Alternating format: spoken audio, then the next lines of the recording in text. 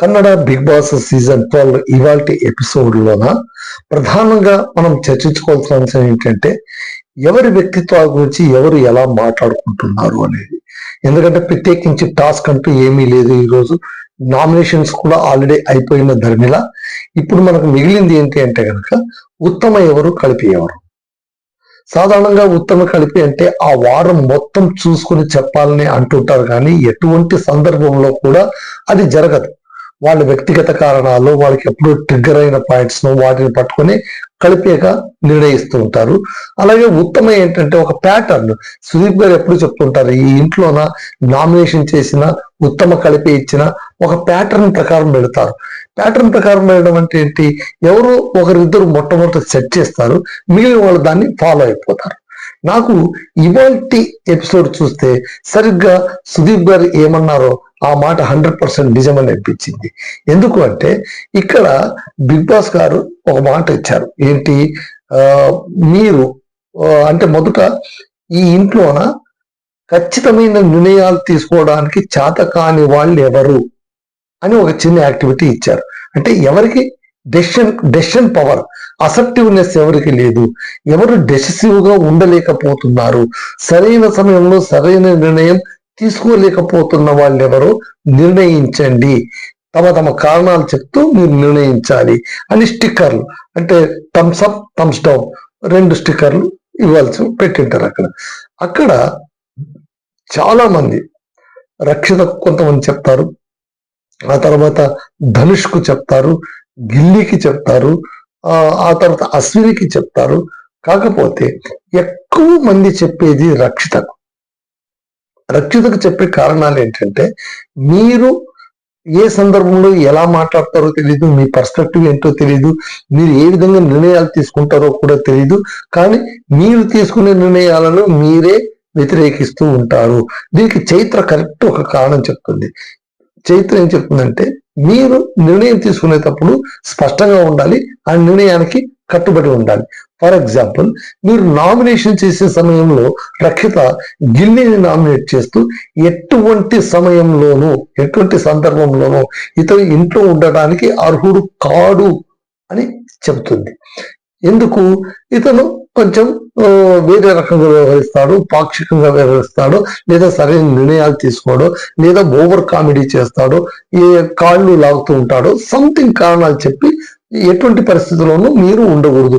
పైగా ఏంటి, మాలు కంటే కూడా మీరు ఏ విధంగా బెటర్ అయిన వాళ్ళు కాదు అని మాలుని 11వ స్థానంలో నిలిపెట్టినందుకు ఆ నామినేషన్ ఘట్టంలోన రక్షిత మాలు స్టాండ్ తీసుకొని గిల్లీని టార్గెట్ చేసి అతన్ని నామినేట్ చేసింది. Okay, done. అయితే రక్షిత ఏమంటుందంటే, ఇదే విషయంగా ఈ ఇంట్లోనే ఎవరు కెప్టెన్ కావాలి అంటే అయితే మాలు కావాలి, లేదు అంటే కనుక గిల్లీ కావాలని అంటారు. అంటే నీకు గిల్లీ కెప్టెన్ కావాలని ఉంది, కానీ గిల్లీ ఇంట్లో ఉండకూడదని కూడా ఉంది. ఈ రెండింటిలో ఏది మీ నిర్ణయం? ఏ నిర్ణయం నిజమైంది, ఏ నిర్ణయం సరైనది కాదు? మీరు ఒకవేళ ఇంటి నుంచి బయట పంపించాలనుకుంటే ఆయన కెప్టెన్ అని ఆశించకూడదు. ఒకవేళ మీరు ఆయన కెప్టెన్ కావాలి అనుకుంటే ఆయన మీరు నామినేట్ చేయకూడదు. కానీ ఈ రెండు చేయడం వల్ల మీరు డెసిసివ్ మేకింగ్ అని నాకు అనిపించట్లేదు అని ఆవిడ చెప్తుంది. అలాగే ధనుష్ పైన చాలా మంది చెప్తారు. ధనుష్కు చెప్పేది ఏంటంటే సేమ్. రఘు ఏం చెప్తారంటే, మీరు డెసిషన్ సరిగ్గా తీసుకోలేదు, నన్ను మీరు ఒక స్థానంలో నిలబెట్టారు, 6వ స్థానంలో, 1వ స్థానంలోనూ 2వ స్థానంలోనూ వేరే వాడిని నిలబెట్టారు. ఏ విధంగా నేను ఆ స్థానానికి అర్హుడిని మీరు చెప్పండి. ప్రతి ఒక్కరు అన్నప్పుడు ధనుష్ ఎప్పుడు ఒకటే మాట చెప్తుంటాడు, అవును మీరు మాలుకు అదే అంటాడు, నన్ను 11వ స్థానంలో మీరు నిలబెట్టకుండా ఉండాల్సింది, నేను బాగా ఆడాను, నేను బాగా పనిచేశాను, బాగా మాట్లాడాను, యాక్టివ్గా ఉన్నాను హౌస్ లో అంటే ఓకే, మీరు ఆ స్థానంలో ఉండొద్దని అనుకుంటున్నారు. పోనీ మిమ్మల్ని ఏ స్థానంలో పెట్టాలి? మిమ్మల్ని ఏ స్థానంలో పెడితే ఆ స్థానంలో ఉన్న వ్యక్తిని ఏ స్థానంలో పెట్టమంటారు అంటే అది నాకు తెలియదు, నా స్థానం మాత్రం అది కాదు. ప్రతి ఒక్కరు కూడా అది చెప్తారు. ధనుష్ చెప్పేది ఏంటంటే, మీ పర్స్పెక్టివ్ ప్రకారం మీ స్థానం అది కాదు, కానీ మీరు ఏ స్థానం కావాలి, ఆల్రెడీ ఆ స్థానంలో ఉన్న వాళ్ళకి మీరు ఏ పొజిషన్ ఇస్తారో అన్న విషయంలో మీకే స్పష్టత లేదు. అలాగే నాకు కూడా నా పర్స్పెక్టివ్ ప్రకారం మీరు ఆ స్థానం అని అనుకున్నాను, అది మీ పర్స్పెక్టివ్ కాదు కదా, అది నా పర్స్పెక్టివ్ కదా అని చెప్పిన మాటలు లాజికల్ గా ఉన్నా కూడా ఆయన్ని డెసిసివ్ మేకర్ కాదు అని స్టిక్కర్ అంటిచ్చేస్తారు. అలాగే అశ్వినికి కూడా అలాంటిది అంటించేస్తారు. సో ఈ విధంగా రక్షితకు ఎక్కువ ఇక్కడ కావ్య కూడా ఒక వివాదాస్పదమైన వ్యాఖ్య తీస్తుంది. ఆమె కావ్య స్పందన ఇద్దరు తరచు తీస్తున్నారు. రక్షిత విషయం ఏంటంటే ఆమె చిన్నపిల్ల అంటే చిన్నపిల్ల కాదు, ఆమెకు 25 ఉన్న ఆమె నాకంటే 1 సంవత్సరం చిన్న అంతే అని చెప్పగానే రక్షితకు చాలా కోపం వస్తుంది. చాలా కోపం వచ్చి ఈ టాస్క్ అంతా పూర్తయిన తర్వాత వచ్చి చెప్తుంది ఏమని, కావ్యకు మీ వయసు ఎంత? నా వయసు రక్షిత ఏముంటుందని, నా వయసు 23 పూర్తయి 24లో పడింది. 23 పూర్తయి 24లో పడితే నా వయసు 23 అవుతుంది, అంతేగాని 25 కాదు. మీరు నా వయసు 25 అని ఎలా చెప్తారు? మా అమ్మకు పెళ్ళి 25 ఏళ్ళు అవుతుంది, 25 ఏళ్ల పండుగ చేసుకోబోతుంది. ఆమె 25 ఏళ్ల పండుగ చేసుకోకపోతే నాకు 25 ఏళ్ళు వస్తాయా? ఏం మాట్లాడతారు మీరు అని అడిగింది. Logically it's correct. కానీ ఒకటి, వయసు గురించి మీరు ఎప్పుడు లాగొద్దండి అని చెప్తుంది. అది కూడా నిజమే. వయసు ఏమైంది? అందుకే మాడు దగ్గర తర్వాత అంటుంది రక్షిత చాలా మంచి మాట ఏంటంటే, నాకు ఎంత వయసు వచ్చినా కూడా నేను ఇలాగే ఉండాలని కోరుకుంటాను, ఈ మనస్థితిలోనే ఉండాలని కోరుకుంటాను అని. కాబట్టి ఇక్కడ అర్థం చేసుకోవాల్సిందంటే ఏజ్కు మన సైకలాజికల్ ప్యాటర్న్కు అంత పొంతనం ఉండాల్సిన అవసరం లేదు. చాలా మందికి ఉండొచ్చేమో కానీ ఖచ్చితంగా ఉండి తీరాలన్న రూల్ అయితే లేదనమాట. సో ఇక్కడ అందరూ కలిసి రక్షితను డెసిసివ్ మేకర్ కాదు అని నిర్ణయించేస్తారు. ఇక్కడ చాలా మంది వ్యక్తిత్వాలు బయటపడ్డాయి.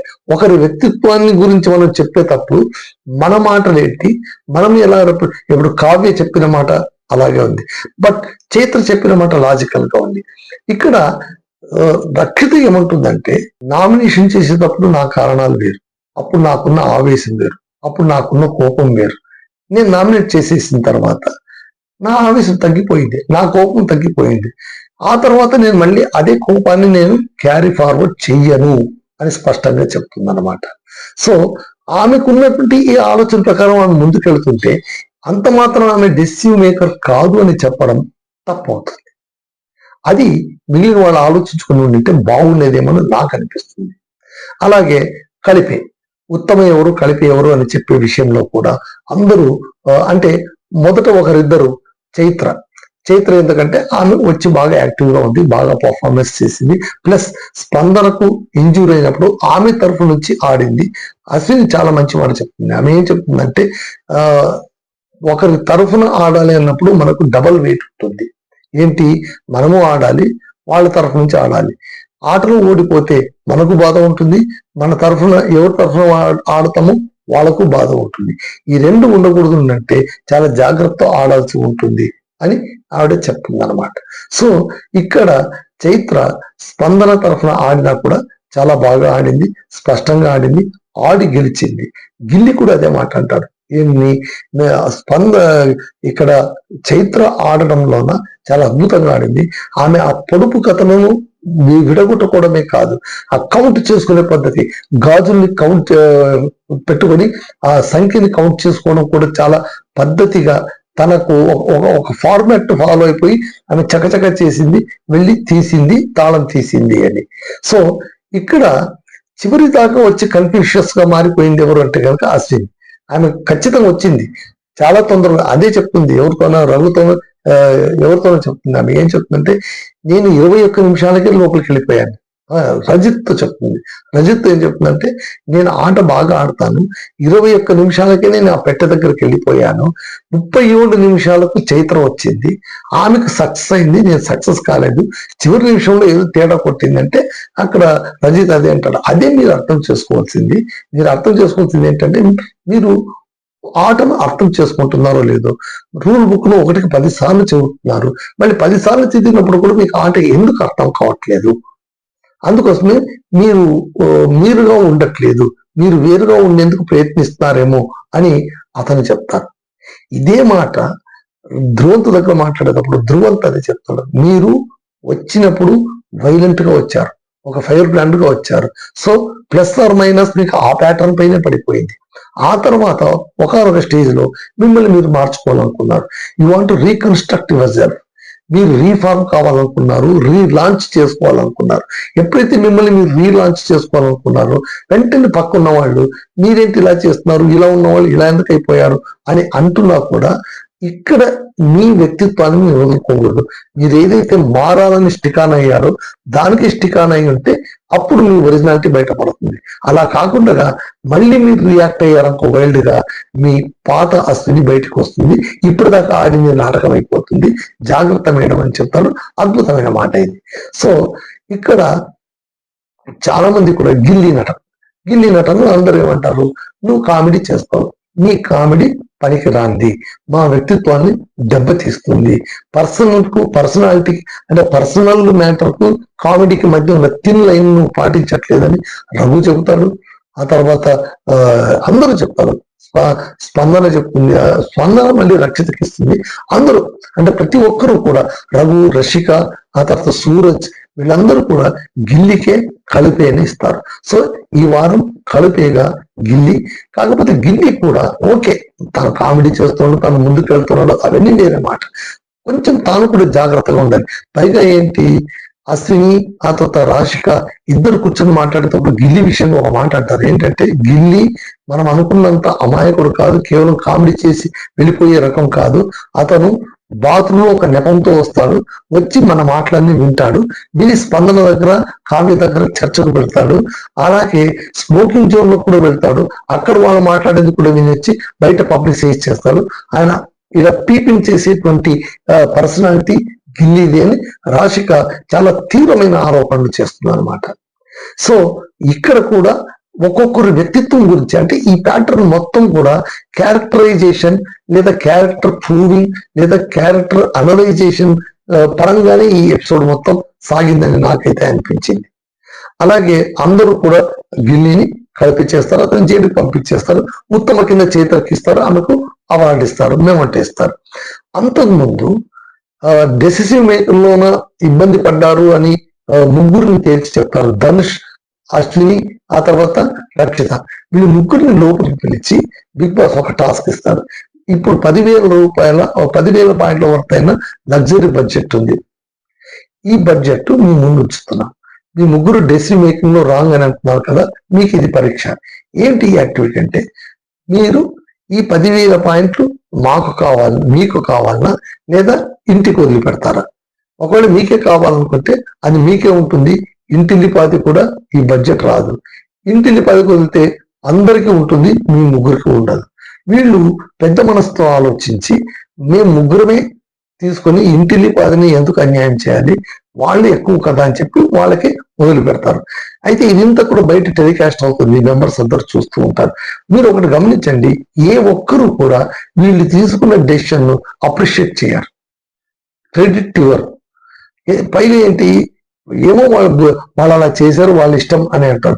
ఒక రకంగా ఆలోచిస్తే వాళ్ళు రాంగ్ డెసిషన్ తీసుకున్నారా అని కూడా అనిపిస్తుంది. ఎందుకంటే ఉన్న లగ్జరీ బడ్జెట్ ని ఎందుకు వదులుకోవాలి, ఎవరు మాత్రం ఎవరి కోసం వదులుకుంటున్నారు? పోనీ ఇంటి కోసం మీరు వదిలితే మీకు ఏమైనా గొప్పతనం వస్తుందా? బహుశా వారధికతకి చిన్నజితే వీకెండ్ ఎపిసోడ్స్ వల్ల సుదీప్ గారు మెచ్చుకుంటారన్న దూరదృష్టితో అశ్విని, ధనుష్ ఈ రకంగా మాట్లాడారేమో అని నాకు అనిపిస్తుంది.